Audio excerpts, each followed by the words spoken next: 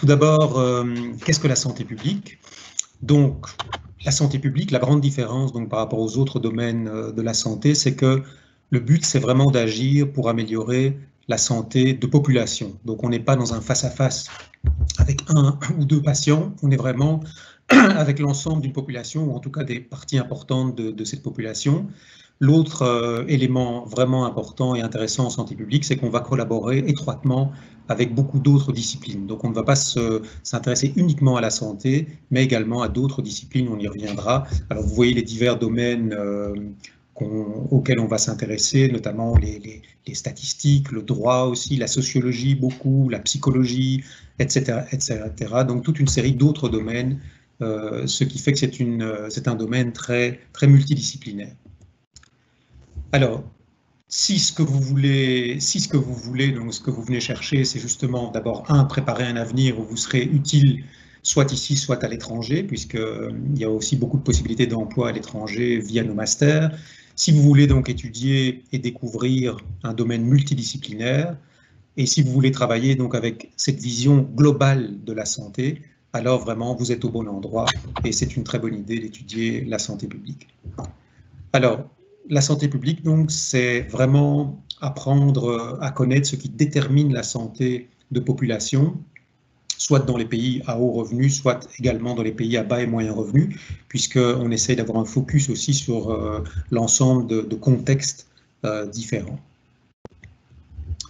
Alors, qu'est-ce que l'école de santé publique propose? Eh bien, nous proposons donc différents produits. Alors, le produit peut-être phare, c'est le master en sciences de la santé publique de 120 crédits, donc qui est décliné autour de 4 finalités. Une finalité épidémiologie biostatistique, une autre gestion des établissements et services de soins, une autre politique, système et promotion de la santé, et enfin une autre orientation santé environnementale.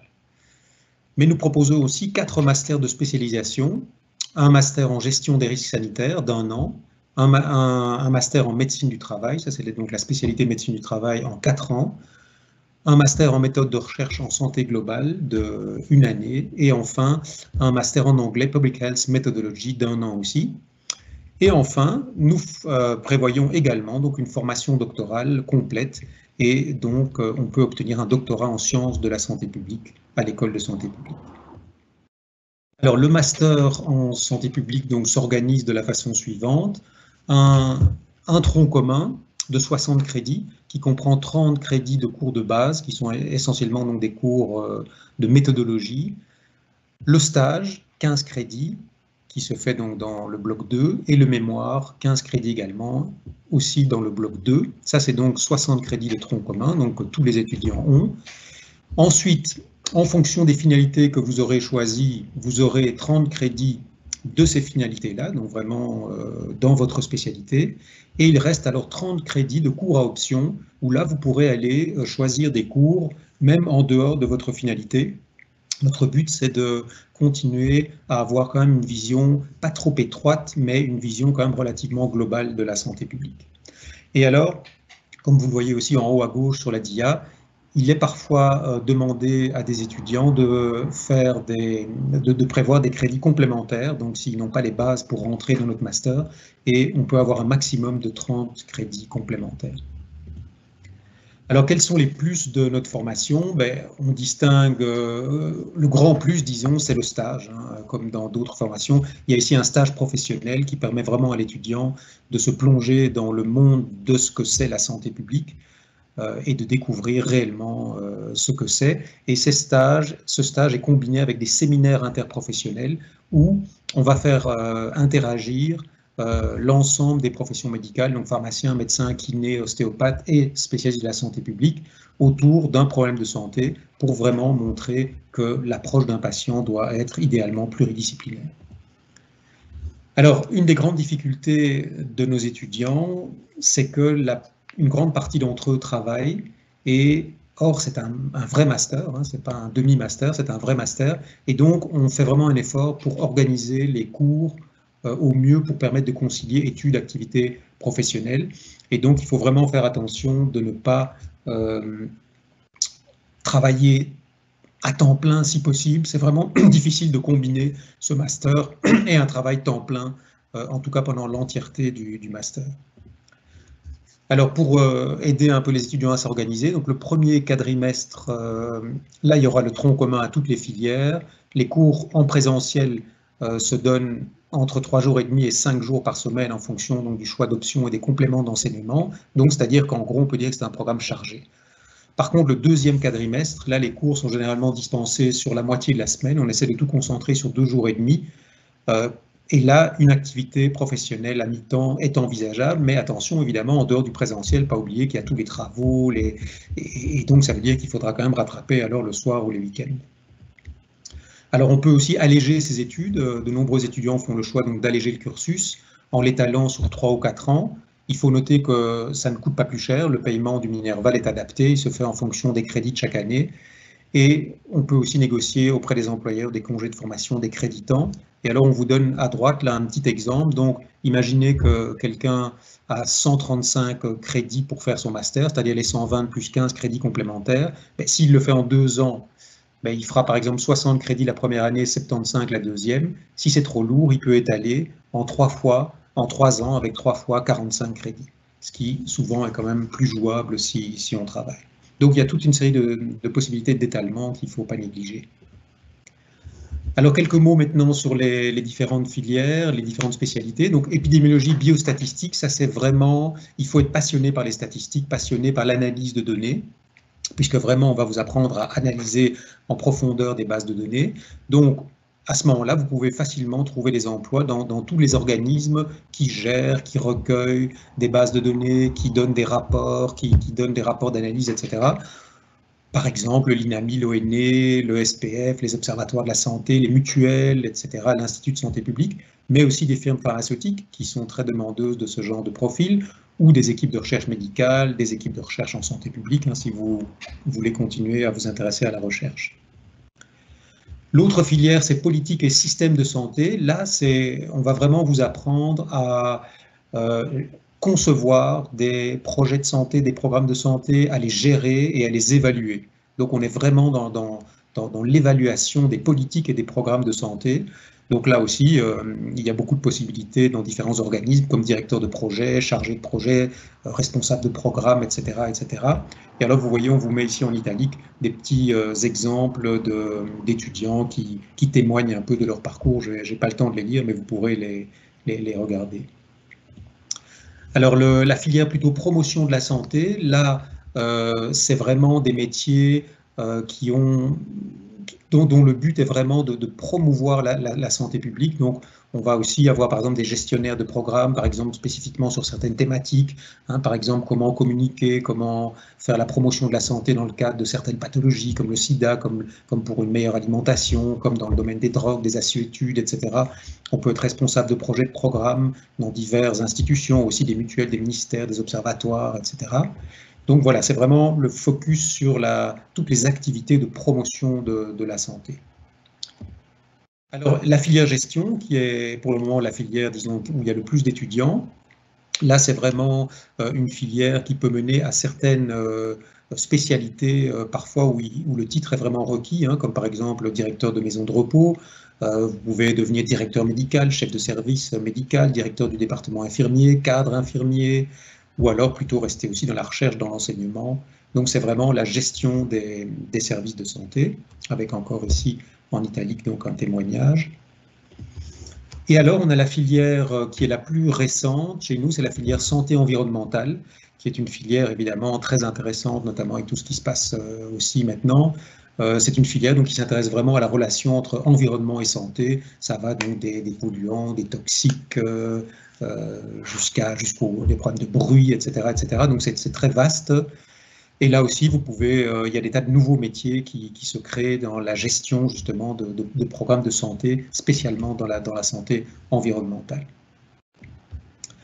Alors les compétences qu'on essaye de développer, donc les compétences attendues en fin de projet, on essaye de donner aux étudiants à la fois des compétences techniques, mais aussi des compétences organisationnelles, des compétences relationnelles, sociales aussi, très importantes, et des compétences d'adaptation. Alors si on décline un tout petit peu, donc les compétences techniques, évidemment, il faudra être capable d'analyser les enjeux, les grands enjeux de la santé publique, être capable de planifier des stratégies, d'évaluer des politiques, des programmes, des projets, de réaliser quand même des recherches, des compétences organisationnelles aussi, à travers de nombreux travaux de groupe qu'on organise. Donc on va aider les étudiants à organiser leur travail, à la fois en individuel mais aussi en équipe, avec tous les problèmes que ça pose, mais qu'il faut résoudre. Ça va aussi leur permettre d'être plus à même d'éventuellement diriger des équipes et des organisations. Les compétences relationnelles sociales aussi, très importantes, de manière à pouvoir fournir après, dans leur vie professionnelle, des appuis, des conseils aux différentes parties prenantes, d'adopter des stratégies de communication aussi plus performantes. Et alors, évidemment, l'idée des compétences d'adaptation aussi. L'idée, c'est aussi d'apprendre à apprendre et de continuer après les études à évoluer, à continuer à évoluer. Alors, pour accéder au master, il faut une formation initiale de minimum 180 crédits. C'est vrai que je ne l'ai pas dit en commençant, mais le master en santé publique est un master orphelin, donc il n'y a pas pour le moment de bachelier en santé publique, et donc les gens nous arrivent par différentes filières. Alors, pour les bacheliers et les masters universitaires, les titulaires d'un grade académique, donc de premier ou deuxième cycle, bénéficient d'un accès de plein droit, moyennant éventuellement, comme on l'a dit, un programme complémentaire de maximum 30 crédits. Alors, un petit exemple, voilà, vous avez par exemple quelqu'un qui est titulaire d'un diplôme de bachelier en sciences humaines, dans le cursus duquel il y avait une mineure en santé publique, donc délivrée par l'université. Cette personne aura accès de plein droit, sans complément, à notre master. Autre exemple, un titulaire d'un diplôme de docteur en médecine, délivré par une université de la Communauté française, aura aussi un accès de plein droit, mais moyennant éventuellement 5 à 15 crédits supplémentaires en fonction de la finalité choisie. Alors, pour les titulaires d'un diplôme haute école de type long, ils peuvent aussi donc accéder de plein droit moyennant un programme complémentaire aussi de maximum 30 crédits. Là, donc, l'accès peut se faire via des passerelles. Alors, on prend l'exemple ici d'un quelqu'un qui a un diplôme de master en kinésithérapie délivré par une haute école, qui souhaite s'inscrire au master santé publique finalité gestion des établissements. Il a un accès de plein droit, même moyennant 15 crédits d'enseignement complémentaire, donc qui s'ajoute à ces 120 crédits. Pour les titulaires d'un diplôme haute école de type court, aussi plein droit, moyennant toujours ce programme complémentaire de maximum 30 crédits, via aussi des passerelles. Là, on prend aussi l'exemple, imaginez quelqu'un qui a un bachelier en soins infirmiers délivré par une haute école, il veut s'inscrire à la finalité politique, système et promotion de la santé, il a un accès de plein droit, mais moyennant 20 crédits d'enseignement complémentaire. Donc voilà. Alors, autre possibilité, les porteurs d'un titre étranger, puisqu'on a quand même assez bien d'étudiants étrangers qui viennent dans nos masters, ce qui est d'ailleurs très intéressant en termes justement d'hétérogénéité, qui permettent des échanges très intéressants. Là aussi, là en fait, ils sont alors acceptés sur dossier, pour autant que le jury puisse valoriser 180 crédits au moins. Et alors ce qu'on demande aussi, c'est que ces étudiants-là aient terminé avec leurs études qui leur permettent d'entrer dans notre master avec une moyenne minimale de 65%. Alors pour accéder au master, on peut aussi valoriser des acquis de l'expérience, donc des gens qui auraient déjà une expérience professionnelle au minimum de 5 ans. Là, moyennant donc la décision du jury, on peut faire valider une partie ou la totalité de cette expérience pour entrer dans nos masters. Et bien sûr, il y a toujours d'autres situations possibles et à ce moment-là, le dossier est soumis à l'avis d'un jury qui décide. Alors rapidement maintenant, les masters de spécialisation dont je vous ai parlé, donc on les appelait parfois les masters après master, ils sont accessibles donc à condition d'avoir préalablement obtenu un diplôme de master. L'école de santé publique en propose 4, donc la gestion intégrée des risques sanitaires dans les pays du Sud, la médecine du travail en 4 ans, les méthodes de recherche appliquées à la santé globale 1 an et le Specialized Master in Public Health Methodology 1 an. En 2 mots, donc le master gestion intégrée des risques sanitaires dans les pays du Sud, lui, il aborde surtout donc, les risques sanitaires justement à l'interface homme-animal-environnement. Donc là, c'est particulièrement pertinent en cette période de Covid. Et son approche donc s'intègre dans ce concept qu'on appelle le concept de One Health. Donc il y a une santé. Et donc c'est très intéressant parce que là aussi, vous avez donc un public pluridisciplinaire, des vétérinaires, des médecins, des pharmaciens, etc. Toutes les inscriptions là se font à Liège, puisque c'est Liège qui est le partenaire principal. La médecine du travail, là c'est en 4 ans. Donc là, ça répond aux standards européens. C'est destiné aux médecins souhaitant acquérir cette spécialité. 2 blocs, 2 années de théorie d'abord, surtout, avec des travaux pratiques, des séminaires, des visites d'entreprise aussi très importants, l'assistance à des consultations cliniques spécialisées en pathologie liée au travail. Et puis le bloc 2, là, c'est 2 années principalement consacrées au stage avec la présentation d'un mémoire. Le master de méthode de recherche appliquée à la santé globale. Là, c'est un master où on a surtout des étudiants étrangers, principalement qui viennent d'Afrique, mais aussi quelques étudiants belges aussi. Donc là, c'est un master qui est surtout axé sur l'évaluation d'interventions visant à l'amélioration de la santé, à la capacité aussi à utiliser son expérience de terrain pour nourrir sa réflexion. On demande que les gens qui viennent dans ce master-là aient déjà de l'expérience, minimum 2 ans. Voilà, et donc c'est un master très intéressant, mais qui est plus donc sur les contextes de pays à bas et moyens revenus. Toutes les inscriptions là se font à l'UCL, qui est le partenaire principal. Le Specialized Master in Public Health Methodology, lui donc, c'est un cursus donc en anglais, qui aussi regroupe en majorité des étudiants venant des pays à moyens et bas revenus côté anglophone. Et donc lui aussi, donc c'est un master qui est très riche en méthodologie, donc il y a beaucoup de cours de méthode pour apprendre à mieux évaluer les problèmes de santé dans ces contextes. Et enfin, le doctorat en santé publique, donc lui, il s'adresse à des détenteurs d'un master ou titre équivalent qui veulent alors maintenant vraiment entreprendre un travail de recherche dans le domaine de la santé publique. Et donc, de nouveau, ce doctorat est caractérisé par son aspect très pluridisciplinaire. Donc, il peut être orienté vers des axes très différents de la santé publique, soit des axes un peu plus cliniques, mais aussi des axes beaucoup plus socio-anthropologiques, par exemple, d'un problème de santé, des axes plus économiques, plus environnementaux. Et donc, il y a une multitude de méthodes qui peuvent être utilisées, à la fois des méthodes quantitatives, qualitatives. Donc, on a, pour l'instant, par exemple, pour vous donner une idée, on a une 70aine d'étudiants qui sont en train de faire un doctorat chez nous.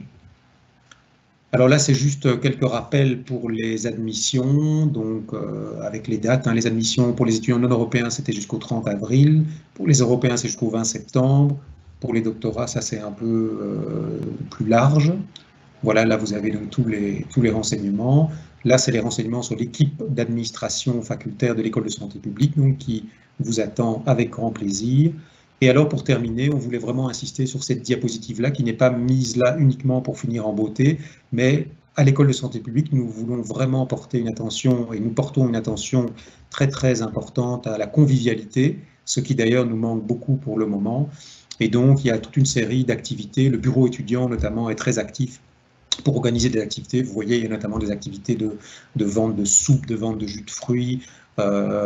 Et alors, l'activité majeure, normalement, c'est un grand barbecue festif qui est organisé dans les locaux, dans le patio de l'École de santé publique, après la délibération, bon, qui malheureusement, cette année, ne pourra pas avoir lieu.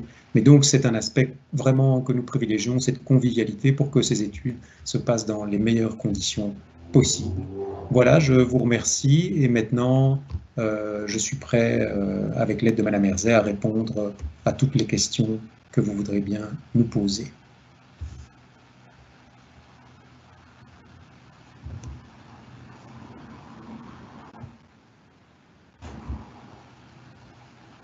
Et donc voilà, Philippe, moi j'ai répondu à quasi toutes ces questions en ligne parce qu'elles concernent quasi toutes les conditions d'admission et principalement le nombre de questions, les nombres de crédits, les accès, si avec tel diplôme on a accès à telle ou telle demande. Donc à part ça, je n'ai pas, enfin voilà, il y a, alors, il y a une question, et celle-là, on peut peut-être y répondre, sur la possibilité de faire un quadrimestre à l'étranger. Donc, est-ce que tu peux y répondre? Oui, ou tu veux que j'y réponde? Oui, donc là, effectivement, c'est une demande qu'on a depuis assez longtemps, donc un peu l'équivalent d'Erasmus ou de choses comme ça. Et donc, effectivement, c'est plus difficile à organiser pour la santé publique parce que souvent, les cursus à l'étranger ne sont pas les mêmes, c'est moins standardisé, par exemple, que pour la médecine. Mais donc, on s'est décidé à faire des démarches cette année. Et donc, normalement, en principe, on devrait prochainement, disons, essayer de commencer ça avec deux partenaires. On avait en tête un partenaire français et un partenaire au Canada. Bon, maintenant, avec la situation, je ne sais pas exactement le timing, mais voilà, en tout cas, ça deviendra possible dans une échéance, disons. Joël, tu as l'air un peu dubitatif, disons, voilà, peut-être pas l'année prochaine. Non, moi, nous c'est toujours l'idée est toujours pour nous, pour l'ESP, parce qu'actuellement, moi, j'ai normalement 2 étudiants, effectivement, l'année prochaine, qui sont prévus pour partir un quadri, et c'est au deuxième quadrimestre à Montréal.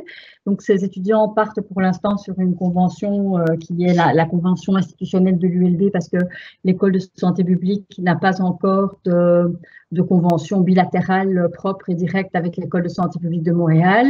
Mais j'ai bon espoir que d'ici l'année prochaine, donc pour l'année prochaine, pour 2021-22, effectivement, les étudiants, on est notre convention, puisque mon échange avec Montréal est toujours prévu pour le mois d'octobre.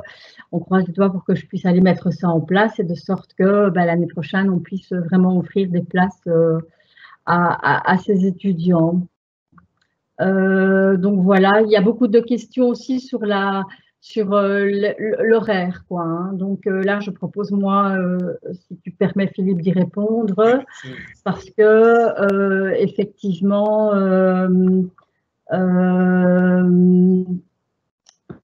comment dire, donc l'horaire, on propose, est dit aménagé. Donc on essaye de maintenir un horaire de 2 à 3 jours semaine pour permettre justement à nos étudiants, qui pour la plupart d'entre eux ont un travail en parallèle, de cumuler études et travail. Alors, le premier quadrimestre, on ne tient pas, il faut être honnête, les 3 jours semaine, parce que si vous avez déjà des enseignements complémentaires, vous avez déjà au moins 4 jours semaine. Par contre, à partir du Q2, on tient, donc du deuxième quadrimestre, on tient vraiment ce maximum de 3 jours semaine. Et puis, il reste toujours la possibilité, et c'est parfois ce que l'on conseille, nous, quand même, aux étudiants, d'alléger les études, de ne pas se dire, voilà, je vais prendre le cas d'une infirmière spécialisée, elle va être admise au master avec 15 crédits complémentaires, ça lui fait un master à 135 crédits. Là, effectivement, on peut envisager de le faire sur 2 années si elle ne travaille pas à côté. Si elle travaille à côté, on va plutôt lui conseiller de faire 45, 45, 45. Et puis, c'est pour être sûr qu'elle puisse mener, enfin, qu'il ou elle, puisqu'on parle d'infirmières, mais il y a des infirmiers, puissent mener à bien leurs études dans des conditions quand même plus confortables, et être sûr que à la fin de la 2e année, elle ne soit pas obligée non plus de repayer un droit d'inscription complet, parce qu'il lui resterait juste son mémoire à faire, quoi. Donc, tout ça, ce sont des questions, effectivement, personnels, ce sont des choix aussi que les étudiants doivent faire, et nous, on est à l'écoute, on peut répondre, vous avez nos adresses mail, n'hésitez pas à nous contacter, donc c'est secrétariat.esp@ulb.be, et prenez contact avec nous pour les questions des horaires, et on vous répondra sans aucune difficulté. Oui, peut-être juste bien insister sur le fait que c'est un vrai master, comme je l'ai dit. Donc, c'est pas, il y a autre chose que le présentiel, quoi. Si on ne vient pas à la moitié des cours, il y a aussi tous les TP, tous les travaux pratiques. Donc, c'est très, très difficile de travailler à plein temps, comme on l'a dit. C'est quasi impossible. Donc, moi, j'ai une question ici qui dit quel est le pourcentage de réussite entre la première et la 2e année. Mais il n'y a plus de pourcentage de réussite entre la première et la 2e année, étant donné qu'on n'est plus dans un système d'année d'études avec le décret paysage, et que nous sommes donc en poursuite de cursus. Donc, un étudiant qui réussirait 45 crédits la première année sur les 60 qu'il a à son programme peut, quoi qu'il arrive, déjà prendre des cours de la 2e année pour compléter son programme et arriver à 60 crédits. Quels sont les prérequis du programme du MPHM? Là, je vous invite à vous rendre sur la plateforme même. Madame Labatte, qui est une des personnes de contact, pourra répondre via la chatroom qui est en place sur la plateforme directement, ou alors vous pouvez vous rendre sur le site. Donc, il faut minimum 300 crédits acquis pour pouvoir postuler à un master de spécialisation, bien maîtriser la langue anglaise et le reste, vous pouvez trouver tout ça sur le site de l'université à École de santé publique pour nos différents programmes. Je pense que on a tout. Je vais encore répondre à une personne donc, il est titulaire d'un diplôme de médecine dentaire au Maroc sans expérience professionnelle. Quelles sont les modalités d'admission dans votre cas? Malheureusement, pour cette année-ci, pour les étudiants hors Union européenne, les admissions sont clôturées depuis le 30 avril. Donc, vous pouvez, avec votre diplôme de médecin dentiste, à partir de la mi-février plus ou moins 2021, entre le 15 et le 20 février 2021, commencer à introduire un dossier d'admission pour l'année académique 21-22, puisque malheureusement pour cette année-ci, c'est plus possible. Voilà. Il y a encore plein de questions qui arrivent, hein, donc voilà, étudiante en logopédie, j'ai vu que ce master m'était accessible. Ouais, quelle est la plus-value pour une logopède dans la réalisation? Là, Philippe, je te pose la question parce que moi, je ne peux pas y répondre. Donc, quelle est la plus-value pour une logopède dans la réalisation d'un de ces masters? Quel serait son rôle en fin de master? J'avoue que je suis un peu… Oui, c'est difficile peut-être de répondre par rapport à chaque spécialité, mais je veux dire, comme on l'a dit, la santé publique en fait donne une vision beaucoup plus large en fait, et donc ça veut dire qu'au lieu d'être très centré sur une thématique bien précise, il y a moyen, tout en gardant sa spécialité, hein, c'est pas du tout qu'on ne doit pas la garder, mais de voir un peu plus large en termes de santé publique, et donc éventuellement d'avoir accès à d'autres types de professions que finalement une profession assez précise. Donc en fait, c'est ça la plus-value de la santé publique. Pour vous donner un exemple, on a eu il y a quelques années quelqu'un de droit qui avait fini le droit et qui est venu faire la santé publique. Il y a aussi des gens qui se disaient, tiens, mais finalement c'est quelqu'un qui en a énormément profité, qui maintenant travaille dans le droit de la santé. Donc voilà, ça élargit vraiment le champ des possibles, je crois.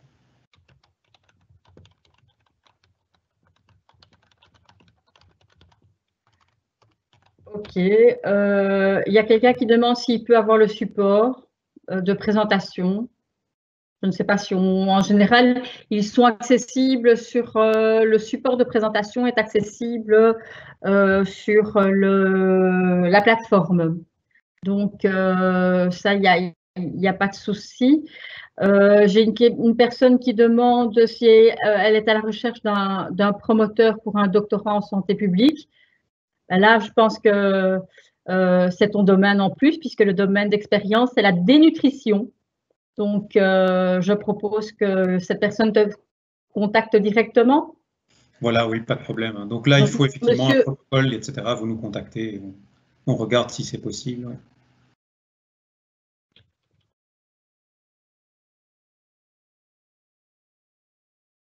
Voilà, je pense que pour nous, ça va être terminé. Je ne vois pas… Ah si, oh, dites, ça n'arrête pas. Oui, donc ça, c'est moi qui réponds. Combien de crédits peut-on dans un master? Il faut que je vérifie. Donc, il y a plein de questions qui tombent principalement sur les conditions d'admission. Donc, oui, pour Monsieur Sido, la question pour le doctorat est adressée au professeur Donen directement. Le reste, je vais répondre au fur et à mesure parce que la liste s'allonge. Et donc, je vois qu'on est déjà à 19h32. Donc, je vais répondre à tout le monde, ceux qui m'ont posé des questions et à qui on n'a pas encore répondu. Je vais vous répondre. Mais voilà, ça concerne principalement les conditions d'admission. Donc, franchement, je vous invite à vous référer au site parce que tous les diplômes sont repris avec le nombre minimum et le nombre maximum de crédits complémentaires en fonction du type de diplôme que vous avez. Donc, vous voyez, allez chercher l'information. Mais je vais vous répondre. Voilà, pour ma part, je pense que je ne vois pas d'autres questions qui mériteraient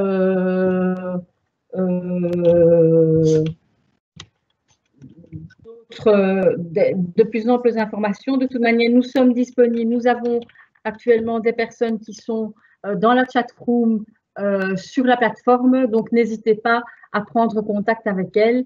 Et donc, Philippe, je viens de répondre à M. Sido en lui donnant ton adresse mail ulb.be pour qu'il s'adresse directement à toi. D'accord. Et donc, on souhaite la bienvenue à tous les nouveaux étudiants. Oui, merci à vous tous.